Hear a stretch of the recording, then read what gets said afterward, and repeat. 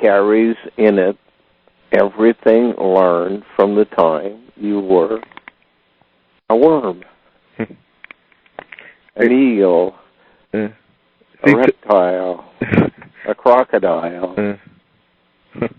Yeah, talking to you is like it's like in the movie The Matrix when Neo goes and sees the architect, and the architect only saw the world in variables, and and when I'm talking to you, you see it all like in genetic engineering. Yeah, that's how you see it. So like, you put it in like such a scientific way. It's the root. Yeah. I mean, if you want to understand a tree, do you start at the leaves? The leaves just come and go. You got to go to the root. What feeds the root? What makes it reach out? How come it is as big, if not bigger, than what sticks up on top? Icebergs, more underwater than above. Wow, nature. I really got to analyze nature a lot more. With these, but yeah, like, there's a lot of groups out there that haven't been really like. Have you ever heard of the Islamic Moors? Yeah. Like, I know people who, I know a guy who claims like, yo, yeah, it's something called Moorish science, and I think that's what Farrakhan is involved in. But yeah, they say like supposedly that it goes up to like 720 degrees and all this type of stuff. What do they mean by that? It's the ruse. Oh yeah, okay.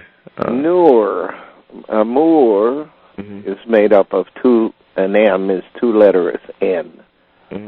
So you go to the basic denominator is the letter N. So Noor, Queen Noor. Maroon. Those people are basically ruse, because an N can be turned on its side and it becomes a C. And a C and an S are the same letters, or a C and a Z. Z, you call them in America. So you're phonetically dealing always with the word ruse. The same thing as Israel. Well, L at the end is le in French. It just means the in English. So the word is Isra. And since an I can be an E and an A can be a U.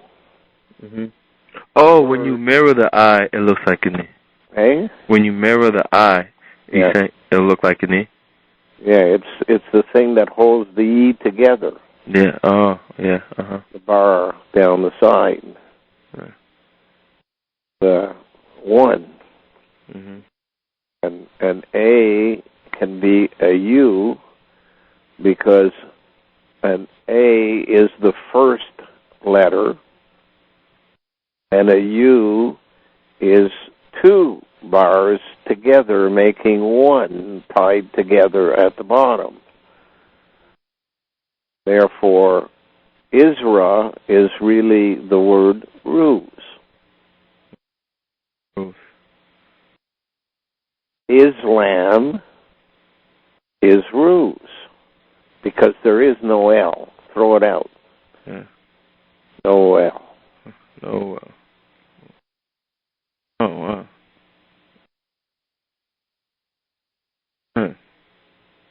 So you're dealing with everything has a common denominator in the West, and that's we are being conducted, conned, into a ruse.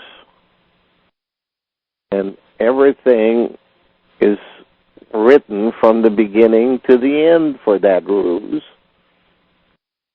And it fits within a thing called Polaris, which is the North Star.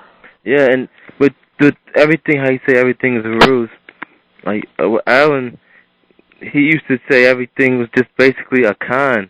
And when you look at everything in a language that starts with con, Yeah. you know. Con means ruse. Yeah, it's constitution. Yeah. It's a ruse. It's a conductor. Yeah.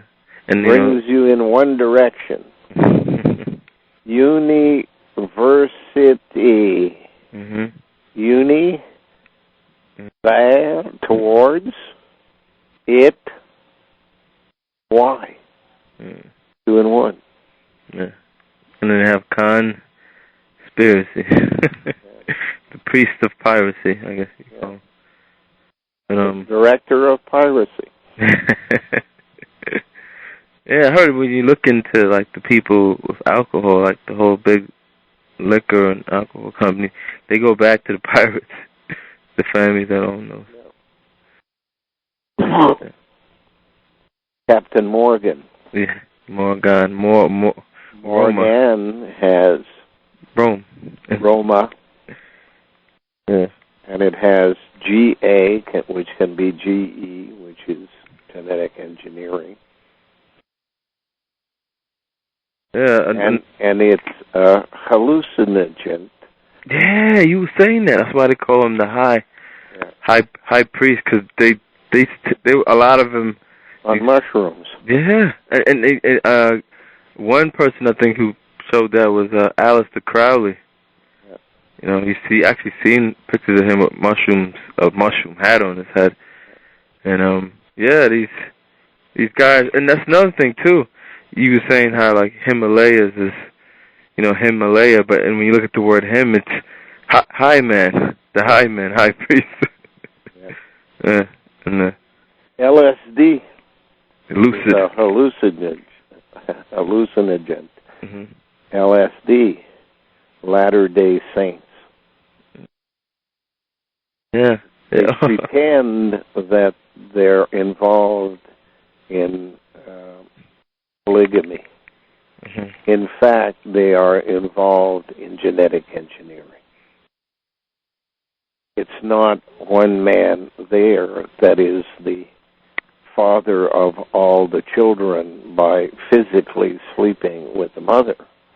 It's one man acting as a priest, distributing from a jar of genetically engineered eggs in a ceremony-type approach.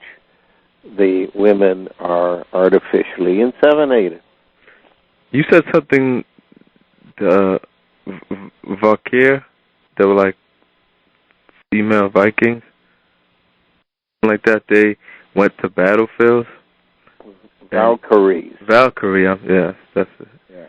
That was in my friend pointed out to me in Conan. Yeah. When he died, she brought him back to life. Yeah. And this is where they will live. This farm here is where they will build their end times operation called Gimli. Gimli. Gimle. I noticed with the more, like when you look at the words, because I've been looking at the dictionary, all words that start with M-O-R. Yeah. And I'm trying to look for the common denominator. But it's interesting the definitions of these words. When you find one was I forgot the name. It was a fish, a predatory fish that hid in the rocks and only his head came up. Yeah. That's these Roma. Yeah. That's interesting. But yeah, I'm gonna have to get a older dictionary, because the one I have here is like an Oxford College dictionary. Yeah. It has all. A computer? Oh no. Yeah, I have a computer. I use a computer. Well, get a disc. Don't get a dictionary. Get a disc of a dictionary. Oh. it's a lot faster to find words on a disc than it is in the book. I got all kinds of books here. I never use them anymore. I read them once, and now when I need to find something, I go to the dictionaries that are on disc. Yeah, encyclopedias on discs as well. You get old encyclopedias too on disc? No, what you get is access to syllables. So I don't really look for words. Is when I come across a word and I want to find out its definition, I break it down into what are the syllables in this word. Forget the word. What are the building blocks? And then I go looking in the encyclopedia for other words that have those letters in it. And I don't look for the original word. I look for just the context of those syllables. And then it gives me a list of words that has those letters in it. Then I can do it again, scrambling the letters. Get another list. And once I have the list of words, then I can go to the dictionary and look at each of their definitions. Once I have the definitions, I'll find the common denominator relatively quickly. So I take that common denominator and I apply it to the word I began looking for. And I say, how does that fit in here? Usually it jumps out at you once you know. But I have an advantage is I was raised in French. Me too. I was kind of raised in French, but not as heavily as you were. But I still heard it all the time, and so when I hear it, doesn't sound alien to me. But I just can't speak it fluently. You can speak it fluently with people?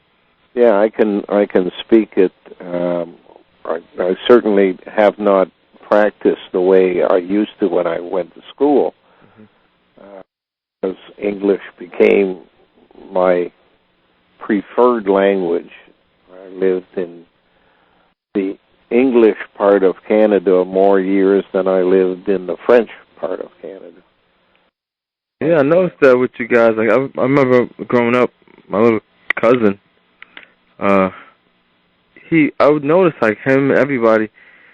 It was natural for everybody in there to know English and French, just to be bilingual. But in America, it's not like that for a lot of people. I mean, unless you come from a certain family from another country, but most people, they just speak English. And the second language here is Spanish because, I guess it's becoming a Spanish Latin country now. But even your English is not English. Yeah. I'm not talking now about pronunciation because even in England there are many dialects. Yeah. But you spell words differently. Yeah, no, it's like based upon the economy of saving on phonetics, you drop out letters like the letter U. Favor. Yeah, you do that. You put extra U's. Like internet, we say internet, you say intra. It looks like intranet. It's like that. Yeah. By saving on the letters, they are hiding from Americans that it's them that they're talking about, because you are not there anymore. Yeah. Yeah, when you were talking about Russia, too, with the U.S., I've seen this. When you mirror the U.S., it's the Soviet Union. Yeah. This whole, I guess that was a dialectic. Yeah. So you got to remember that the media comes from Persia. The country they were in was called Media. Yeah. But their capital city was called Susa, USA. Oh, okay. Yeah, you said that behind all these religions is the Persians. Yeah. Persia's behind Western religions, because the Persians got it from China. China got it from India. The original religion in the context that we talk about today, organized religion, is the Brahmin. Brahmin manufactured a Protestant religion, just like the Vatican manufactured a Protestant religion. And the Protestants of the Brahmin are called Buddhists. And the Buddhists manufactured the religions of Persia, Zoroastrianism, and Magi. They manufactured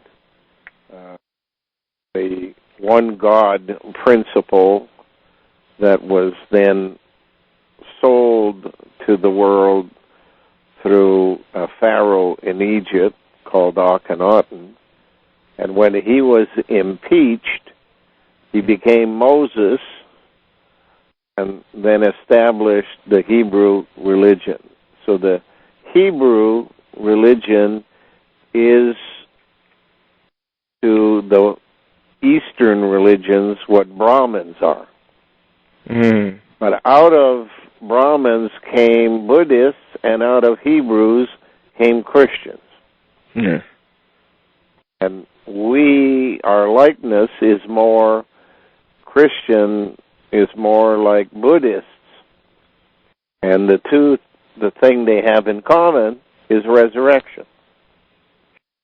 Yeah, I see that with and even resurrection, that sounds like ruse to me. Yeah, they call it reincarnation, which is basically reigning in the car, Yeah, reign in the car. Move the car in the direction you want it. We call it resurrection in Christianity, and that's ruse. There isn't much difference about being on a ruse or controlling the direction of the car. You said, I'm looking at the one where you talk about, an article where you talk about Zen. You said meditation, brain parking. Yeah. has been an integral part of Buddhism from the beginning. A school of meditation that grew up in India was taken in China by Bodhidharma about AD 520. Yeah. Who's Bodhidharma? What is that? One of the guys they had at the time. Yeah. And you said Taoism is Tao. Yeah. Mao. It's all the same thing. You're basically beginning to the end. Alpha to Omega, A and O. Yeah, that's a nice connection. Yeah. Wow. He said the religion is based on the idea that there is only one underlying reality called Tao. And that's like every other religion. There's only one reality called Islam. There's only one reality called Christianity. Yeah, it's a universe. Yeah, uni. And you said... Single. Yeah. You said that the one is part of a larger wholeness. That's what the Zen believe, which is transubstantiated people assigned the name of God. Yeah. Transubstantiated means drunk without showing the outward effects of being drunk. Would you think the Neanderthals themselves, they're transubstantiated? It's hard to figure out what the Neanderthalers are, since the majority of them is idiot savant in each one. So are the Neanderthalers still in existence, or did they download to a computer, and is the computer, probably called HAL, running the show? Are there still Neanderthalers around, or is it strictly the computer doing the running of the secret societies? So their Cro-Magnon who became Roma. So you can't reason with a computer. Yeah, you can, because garbage in, garbage out. You have to figure out what's wrong with the programming of that computer. Try to repair it by providing it with evidence contrary to what it believes. Obviously, it believes it's hated. It's worse than hated, it's ignored. And it wants to be recognized.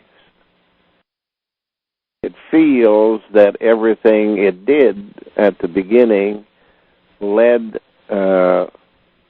people to recognize the people it was helping rather than recognizing it. So we could repair that.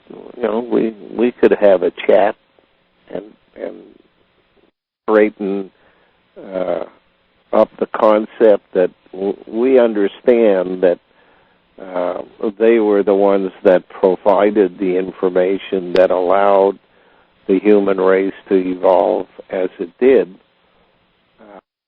And it could do that because creation that came before them had made them savants and gave them the knowledge that allowed them to escape the part of them that was idiot. Knowledge doesn't make people savants. The lack of being an idiot does. And many people on Earth are very, very intelligent, but they're idiots. Yeah. They don't have. I call it consciousness or awareness. They don't have street smarts. Yeah. They base everything on their program. The only way you get street smarts experience, right? Is experience. Right. Or access to your gray matter in the spine. There's another guy out there. His name is John Taylor Gatto. I don't know if you've heard of him. No.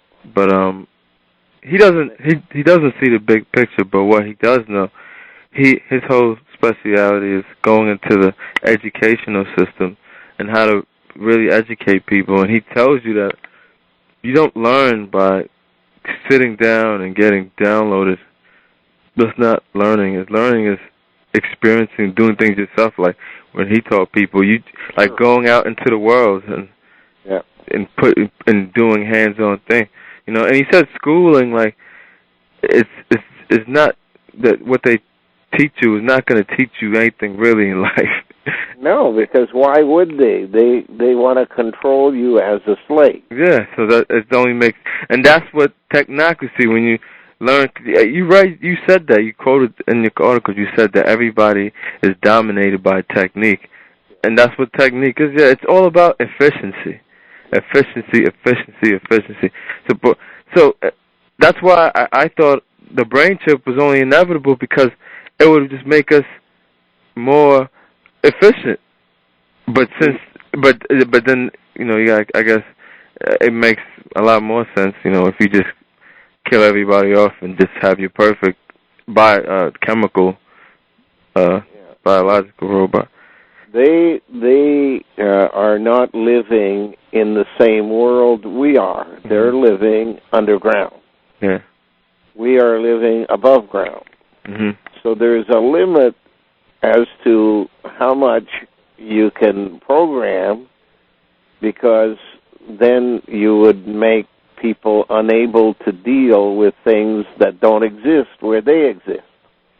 So you have to give them a certain sense of reality. Look around you, find out things. But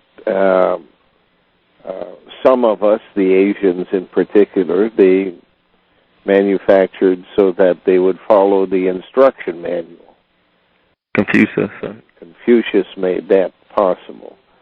And the more you move west, the more they liberated the brain to come to their own conclusions, because they can't program things they don't know. Now, once you have that situation, what is it that you need? You don't need a chip to replace the brain. Mm-hmm. What you need is a machine that will your will. Yeah. Out of this environment that is being evolved on a day-to-day basis within a person. So you know what the control mechanisms are that you want to use. You want to use pain. You want to use joy. Mm-hmm. You want to use medical conditions, physical conditions that are created by electricity or chemistry within the body. And that's all in that section in the neck between the spine and the actual frontal lobes. So you put yourself in there. Now, that means that you limit the information it gets from the spine.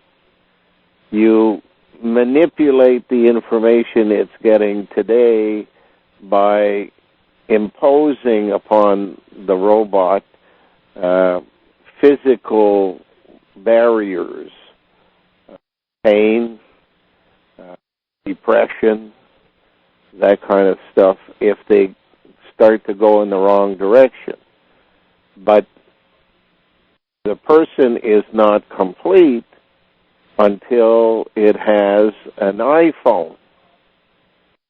Because it's one thing for that person's medulla to know this person is doing something wrong and try to correct it.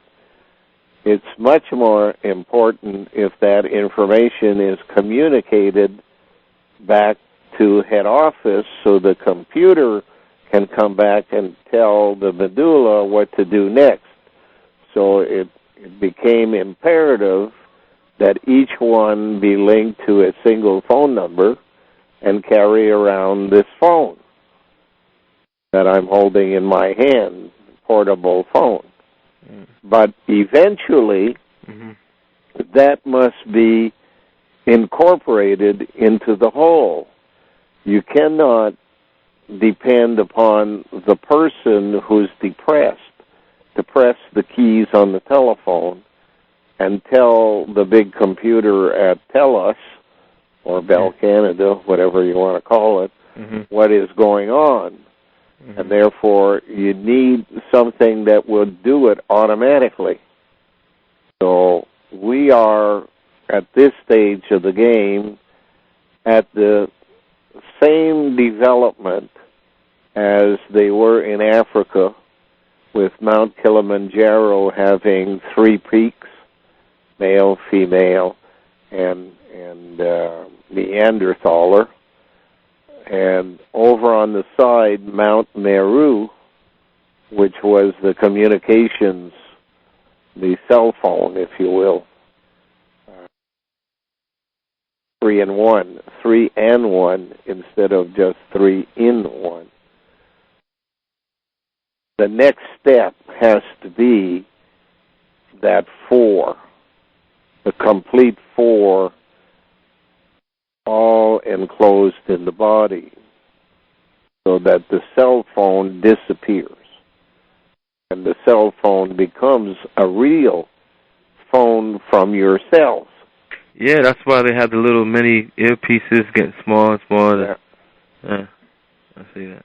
And eventually there has to be some other modifications because we have to be as comfortable in space as we are on Earth.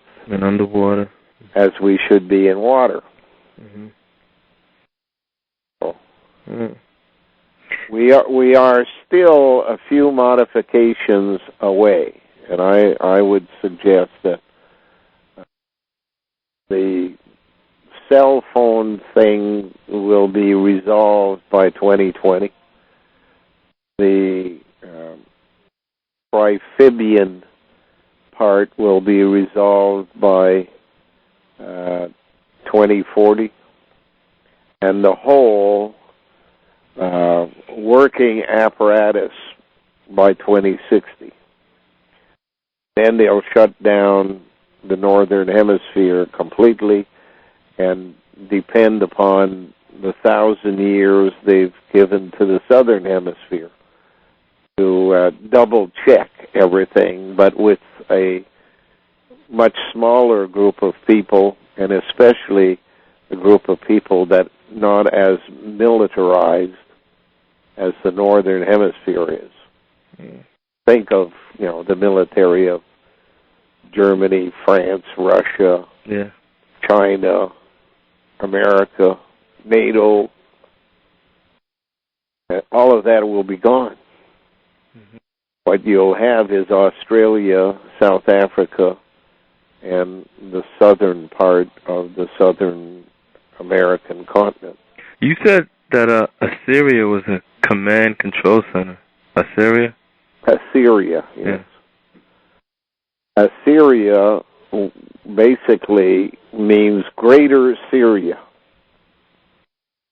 And Greater Syria was the middleman in those days between Persia and Greece.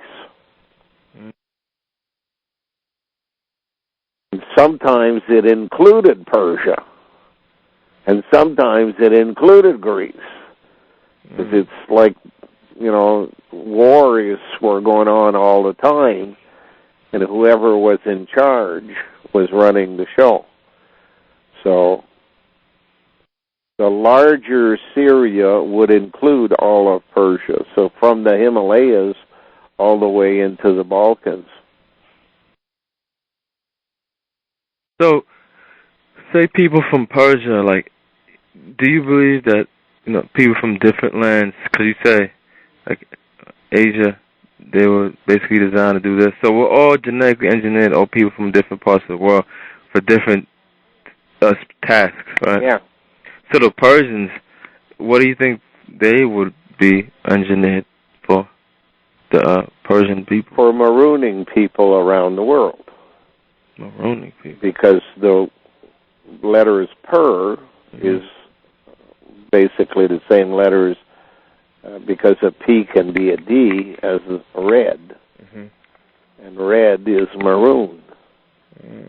So you start off in Persia, you educate a group of people, and then you maroon them in different parts of the world.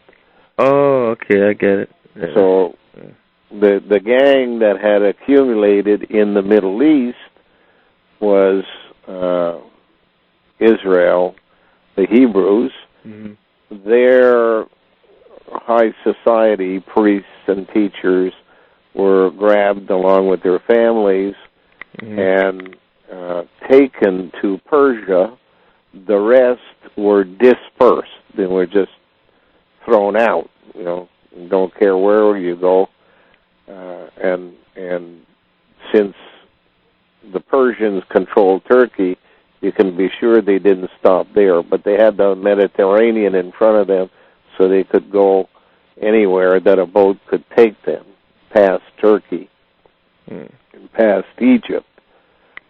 So they ended up being on the coasts of Africa and Spain, and then out on the Atlantic around the top, so they would be in in places like the North Sea. But that group that was taken to Persia for retraining and taught Zoroastrian concepts, they were returned to Israel, but they didn't fit. And there was really no place for them. So they were then taken and in 500 BC marooned in what is now Germany. And Germany evolved until the end of the 1800s as the Jewish state, or the Jewish place. Mm-hmm. That's where Hebrews who lived anywhere around the world went to be educated in the universities there. Mm-hmm. And of course, Germany expanded, and at one stage of the game, they divided the country, which was called Frankland, down the middle at the Rhone River, and the furthest west became France. At the time, Gaul, because that was their goal. And that allowed the Germans not to mix with the type of people they were making for the West, who would not be as efficient workers as they were. Yeah. But they would be out there basically to try and instill in a group of people the concept of leaving the planet and going into the sky and eventually into space.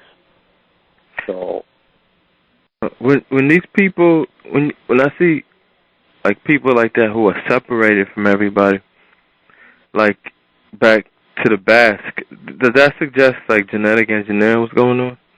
Yeah, I'm sure that a major function of Hebrew society would have been genetic engineering and social engineering. The fact that Hebrews kept or brought in, because it wasn't in existence at the time, when they came out of Egypt, they brought in the concept of matriarchal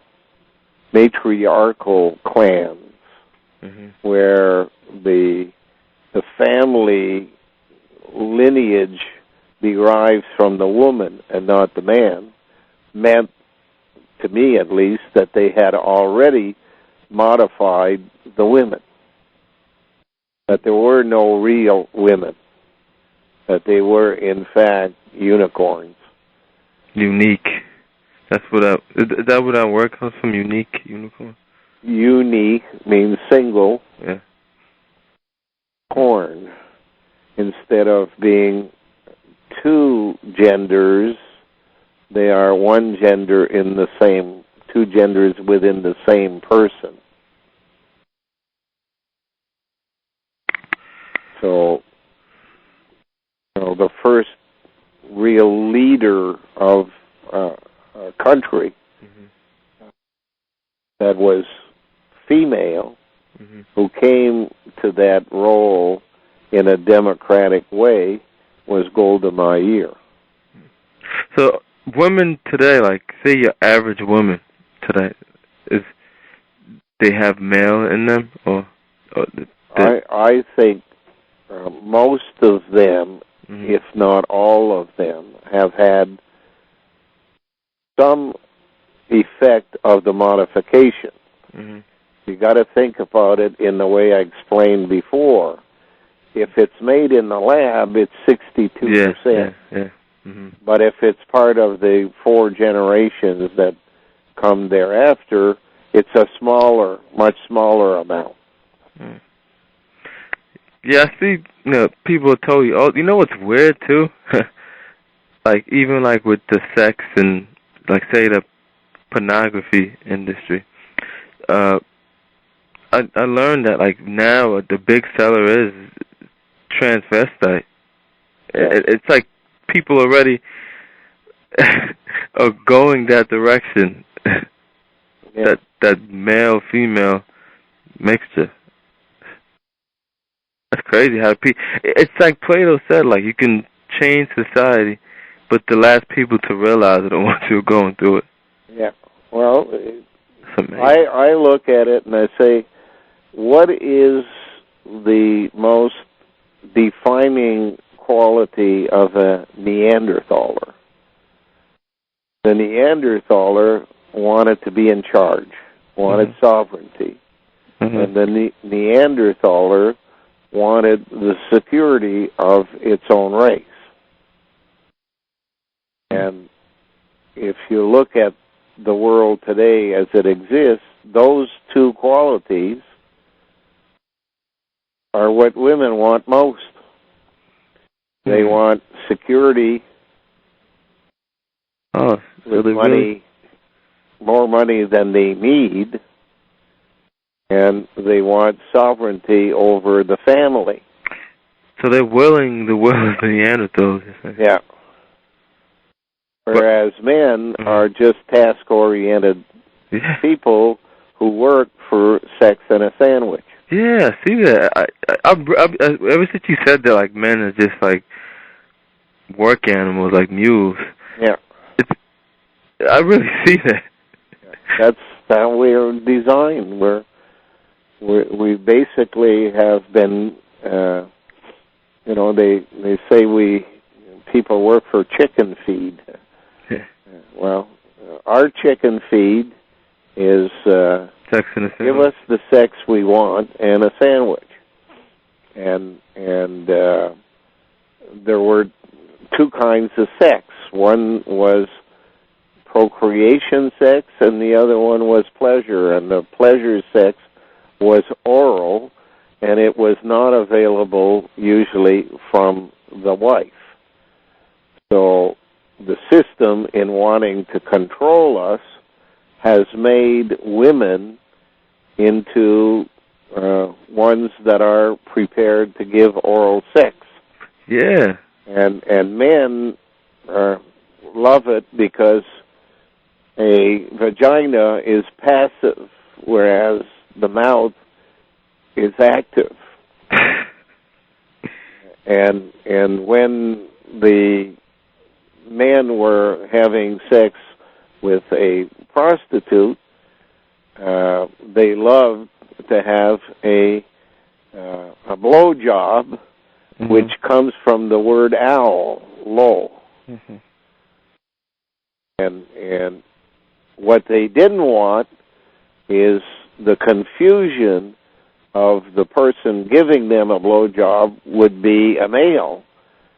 And the only way they could guarantee that is when they were having sex that they could hang on to their sandwich, which is the breast.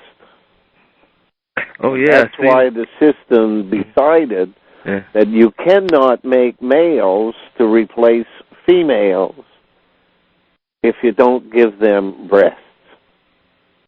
And then in the end it was decided that it's easier to just make the male and hide it in a container called female. Yeah, with the breast, I seen you said that. You call them areola. Yeah. You said that men instinctively react. Food. Yeah. It's your safety. It's your belly button detached. The place you go to stay alive. Yeah. Yeah. And you have one. It's called system taboos. How they've turned the breast from a feeding station into a secondary sex instrument, but it's not. I mean, no more than music. Just because men have orgasms looking at breasts doesn't mean it's because they're sex organs.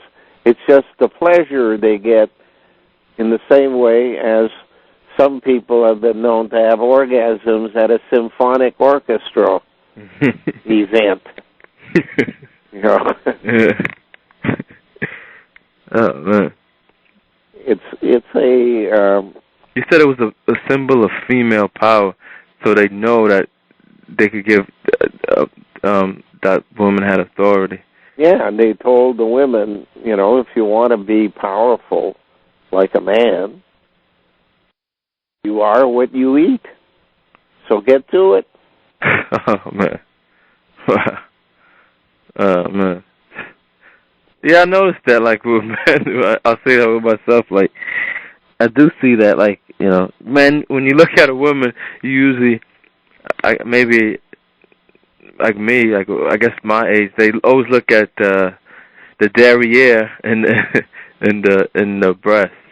Like, oh, it's just like... But it's not just men that look at the breast. If you are able to track the eyes of women, yeah, they too, because to them, the same programming was there. They come out of being born in a place where they didn't have to look for food. It was being sent to them, you know, like room service. Mm-hmm. And now they find out that that's where it is.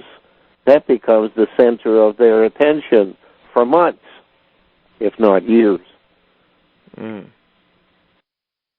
But now women are getting told, it's like that they exploit that. Now that people getting breast implants and all unnatural and all stuff. Wow. Yeah, they've derived that there has to be a standard. And if you don't have the standard, you get them enlarged or reduced. Wow. It's like we're just building material. Yeah. Well, that's what we are. A slave, a robot. Yeah, but me personally, I think I see value in humanity. Like they don't see any value in it, but I have value in myself. Like, yeah, but what you're doing is you're remembering from the past. You're seeing it the way you've been taught to see it. You know, the people that do the most killing in the world don't want you to be killing them. So you're allowed to remember the past when it comes to things like thou shalt not kill, and thou shalt love their mother and father, and all of the 10 Commandments. Only for a reason. It's because everything that it says in there, they don't do. They lie, they cheat, they steal, they kill, they maim, and all without thinking. But they don't want their slaves to be thinking the way they're thinking. You said that human beings are just animals, right? Yeah, we are an animal like every other animal. But what differentiates us? Of the connections in the brain. Because I see animals, I've heard people say that what makes us different from animals, that we have reason. But I see animals, they have reason. They can reason too. Reason some things out. No. Tame. Tame? Yeah. Oh. The difference is the same as the difference between training and taming. In training, you get told what to do.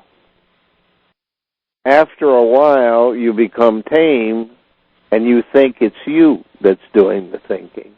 But you're just remembering your training. Animals figure out by watching other animals what they do during their training period. And then they start to think it's their idea, and they do it on their own, and that means they've tamed themselves. Situation. Interesting. We, with reason, have an ability to look at the facts on both sides and to look not only at instant gratification for us, but at the consequences of the things we do. So they use the same word, reason, but they add a communications device in front, which in the alphabet is the letter T, transmitter, and reason becomes treason.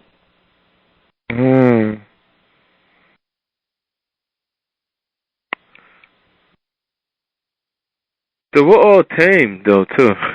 Yeah. We're all trained, to think the jump, way. The trainer says jump. And we jump. And they say. After a while, he doesn't need to say the word. The animal does it. Oh, man.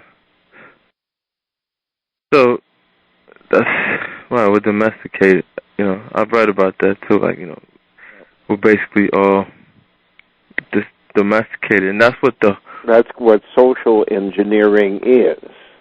And the best place... Domestication of children.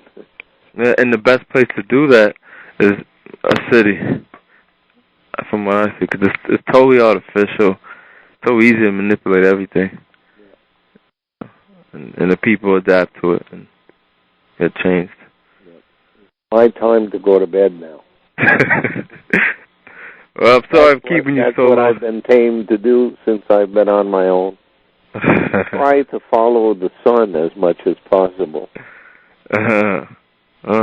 Rise when it does, and go to bed when it does. My problem is I basically go to bed a little later than it does, and I get up earlier than it does. That's because I have to live on the clock in Europe as much as the clock here. Oh, so you're a slave to the clock, huh? Yeah. I got to find out what happened overnight there in real time. Because by the time it gets here, they've changed the story. Yeah.